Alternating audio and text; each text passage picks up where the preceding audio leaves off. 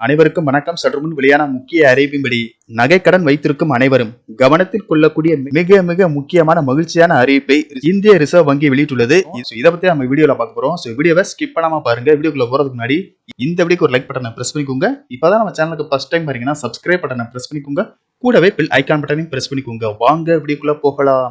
இந்திய ரிசர்வ் வங்கி வெளியிட்டுள்ள சுற்றறிக்கையில் தங்க ஆபரணங்கள் மற்றும் நகைகளுக்கு கடன் வழங்குவதில் குறிப்பிடத்தக்க முறைகேடுகள் நடந்துள்ளன என்பதால் விரைவில் மக்கள் நலன் கருதி தங்க நகை கடனுக்கும் மாதாந்திர இஎம்ஐ ஆப்ஷனை கொண்டு வருவது குறித்து திட்டமிட்டு வருவதாக தகவல்கள் வெளியாகியுள்ளன. தங்க நகை கடன் வழங்குவதில் உள்ள குறைபாடுகளை ரிசர்வ் வங்கி சுட்டி காட்டியதை அடுத்து வங்கிகளும் தங்க கடன் வழங்கும் நிறுவனங்களும் மாதாந்திர கடன் தள்ளுபடி திட்டங்களை அறிமுகப்படுத்த திட்டமிட்டுள்ளன. வங்கிகள் மற்றும் வங்கி சாரா நிதி நிறுவனங்கள் உள்ளிட்ட தங்க நகை கடன் வழங்குநர்கள் கடன் வாங்குபவர்களுக்கு மாதாந்திர கடன் தள்ளுபடி விருப்பங்களை அறிமுகப்படுத்த திட்டமிட்டுள்ளனர். புதிய முறையின் கீழ் கடனாளிகள் அசல் மற்றும் வட்டி இரண்டையும் சமமான மாதாந்திர தவணைகளில் கடன் காலத்தின் தொடக்கத்தில் இருந்து செலுத்த வேண்டியிருக்கும்.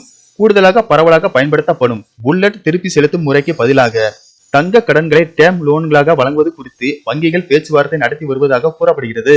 பொதுவாக நடக்கும் முறையில் தங்க கடன்கள் கடனாளிகள் கடன் காலத்தின் முடிவில் வட்டி உள்பட முழு தொகையும் திருப்பி செலுத்த வேண்டும். சில கடனளிப்பவர்கள் கடனாளின் வசதிக்காக பகுதியளவு திருப்பி செலுத்த அனுமதித்தனர். மொத்த தொகையும் கடன் முதிர்வுக்கு முன்பே செட்டில் செய்யவும் அனுமதி அளிக்கப்பட்டிருந்தது. இந்திய ரிசர்வ் வங்கி வெளியிடப்பட்ட ஒரு சுற்றறிக்கையில் தங்க கடன்கள் எவ்வாறு பெறப்படுகின்றன, மதிப்பிடப்படுகின்றன மற்றும் கண்காணிக்கப்படுகின்றன என்பதில் உள்ள சிக்கல்களை RBI சுட்டிக்காட்டி உள்ளது.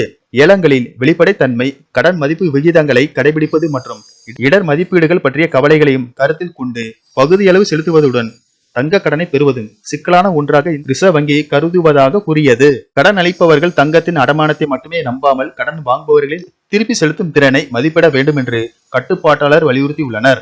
வங்கிகள் மற்றும் NBFCக்கள் செப்டம்பர் 30 வரை நகைகளுக்கு எதிராக 1.4 லட்சம் கோடி கடன்களை வழங்கியுள்ளன. இது ஆண்டுக்கு ஆண்டு 51% அதிகரித்துள்ளது.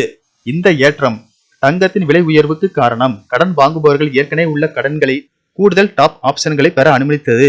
மேலும் பாதுகாப்பற்ற மற்றும் சிறிய தொகை கடன்கள் குறைந்த அளவில் கிடைப்பதால் அதிக கடன் வாங்குபவர்கள் தங்க கடன்களை நோக்கி தள்ளப்பட்டுள்ளனர். அதனால் தங்க நகை கடன்களின் எண்ணிக்கையும் அதிகரித்து வருவதால் இந்த இஎம்ஐ திட்டம் விரைவில் கொண்டு வருவதை குறித்து ரிசர்வ் வங்கி அனைத்து வங்கி அமைப்புகளுடன் பேச்சுவார்த்தை நடத்தி வருகிறது.